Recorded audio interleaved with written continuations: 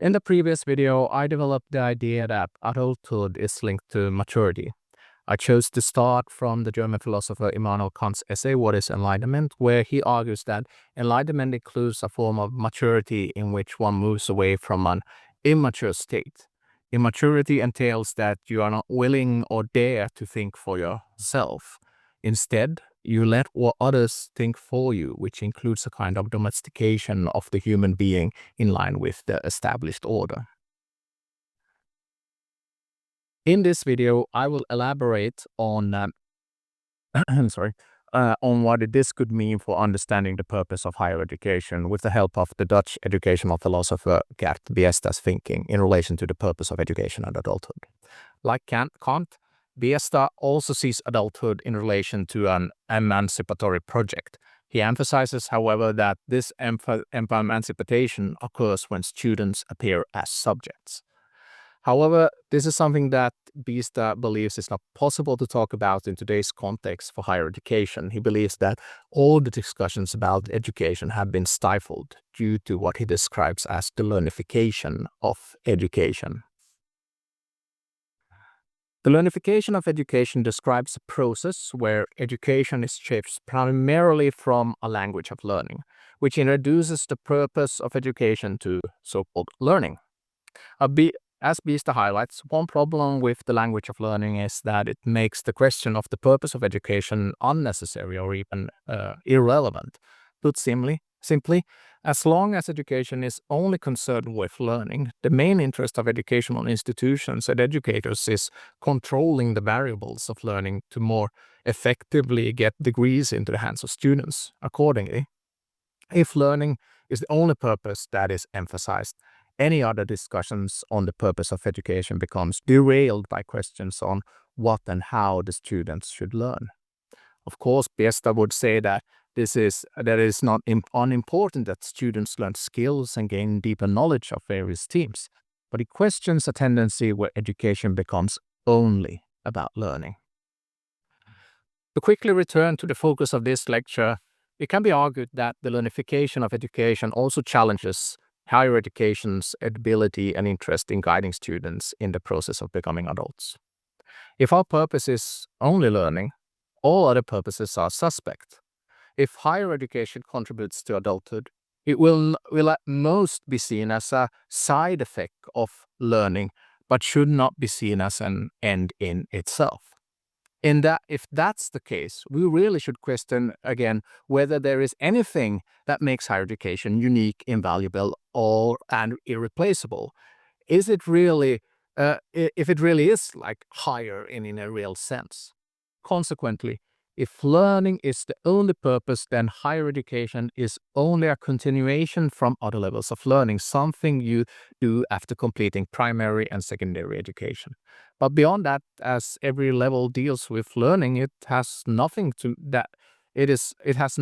make higher education particularly distinct from other levels of education. To challenge the learnification of education, Biesta wants to replace the language of learning with a language of education, which he argues reintroduces the question of what the purpose of education actually is. Biesta argues that our experience of education recognizes that there is more to education than strictly learning.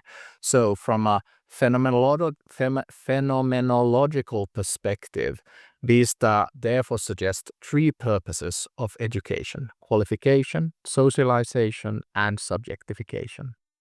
The most obvious example of qualification is learning a professional skill. Qualification is consequently concerned with how teaching contributes to the learning of specific abilities and knowledge, which in turn enables students to function effectively in society as they perform different tasks and face different challenges. Second, education is also about socialization. It concerns how students are integrated into certain social, cultural, and political orders.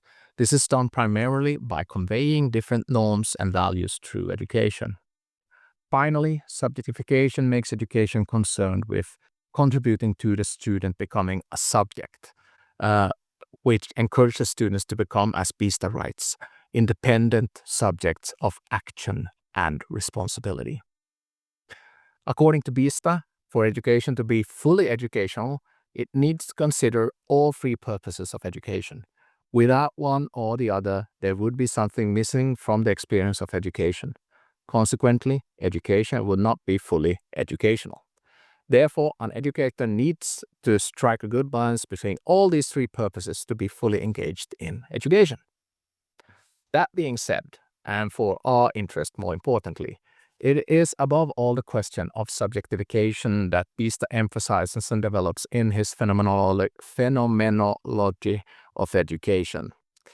He even argues that any education worthy of its name should always contribute to processes of subjectification that allow those educated to become more autonomous and independent in their thinking and acting.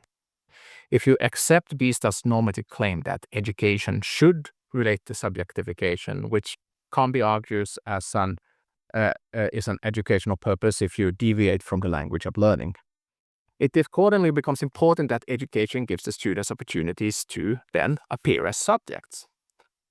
This is an aspect that Biesta develops in several books, and unfortunately I can't go into his whole argument here, but put somewhat briefly, getting students to appear as subjects concerns the existential foundation of a person, which is as being in and with the world. With the philosophers Hannah Arendt and Immanuel Levinas, Biesta argues that this occurs when the world calls you, in the sense that the individual subject is faced with situations, knowledge, people, etc. that demand a response from them. Hence, subjectivity is not about a process of self-realization. This is really important. It is not about self-realization where the students are allowed to pursue personal desires. It is neither about preserving nor reinforcing their existing beliefs and perspectives.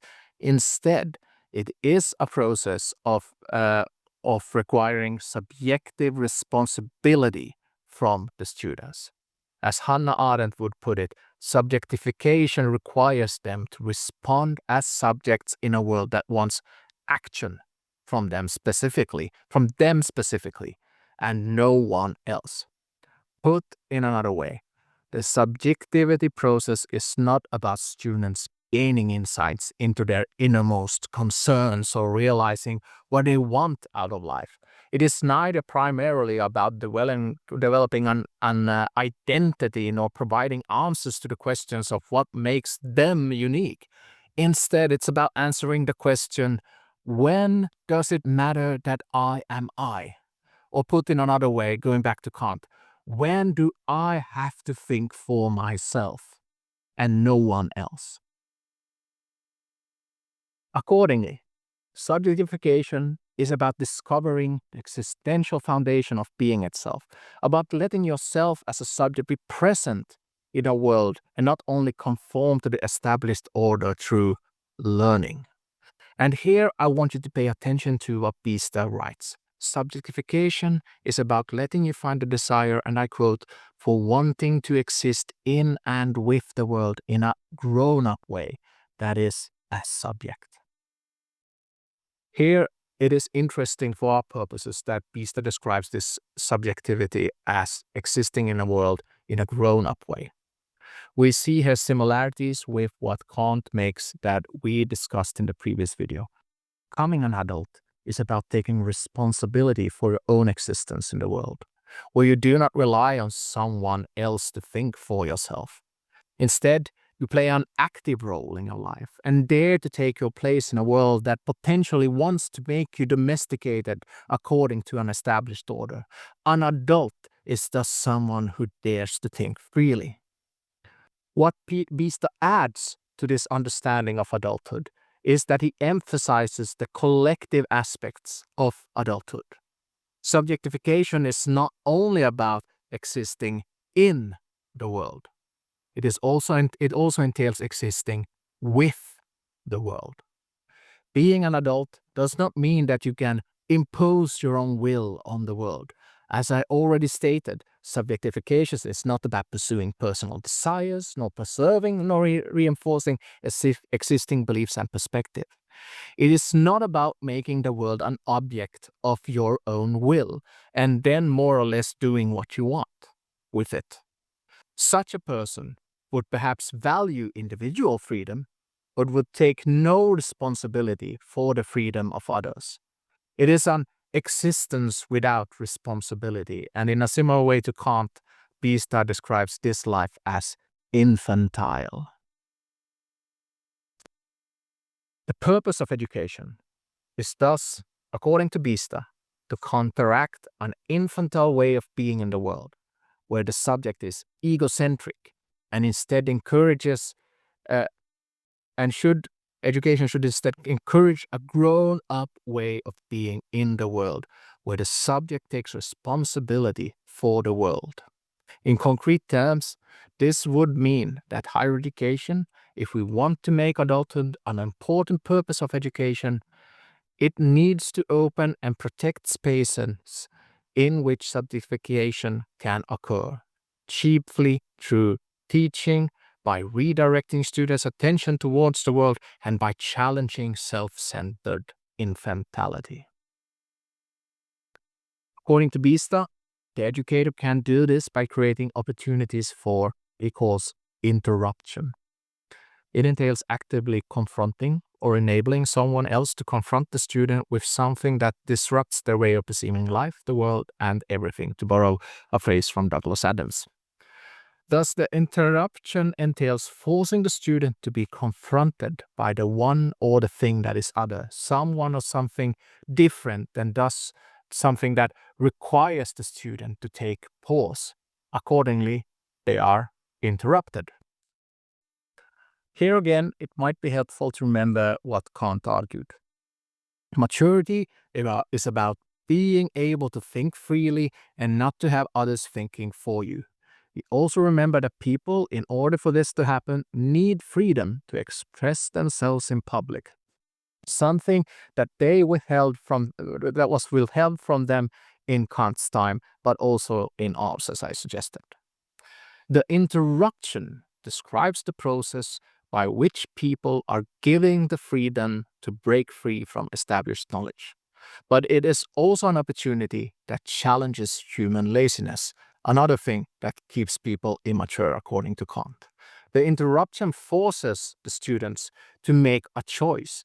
They have to choose whether their own perspectives and opinions are worth preserving, or whether they need to change in light of this confrontation as interruption. They, and only they, can think and act freely, for no one else can make that choice for them. Confronting the student with an interruption thus calls the student, forcing them to act, and puts them in a situation where they can realize that it actually matters that I am I. Then they have to exist in the world in a grown-up way that thinks for themselves. The goal of interrupting the students, on the other hand, is to get them wanting to exist in and with the world in a grown-up way. It is therefore about being able to act in an adult way in the world when it offers an interruption. What higher education can offer is thus not subjectivity as mastery over the world. Rather, it is a matter of subjectivity that is it is a kind of subjectivity that is willing to be influenced by the world, and that is also willing to act in it. A subjectivity of responsibility. Like Kant argues, the student is accordingly responsible for living in an adult way. What we can further argue with the help of Biesta is that higher education has an important role to play in this process, whereby interrupting the students, we can force them to appear as subjects. As long as teaching is only about learning, this will be difficult. But to the extent that we can reimagine what education entails, we can work to ensure that students are not only able to exist in and for the world in an adult way, but also that they want to do so.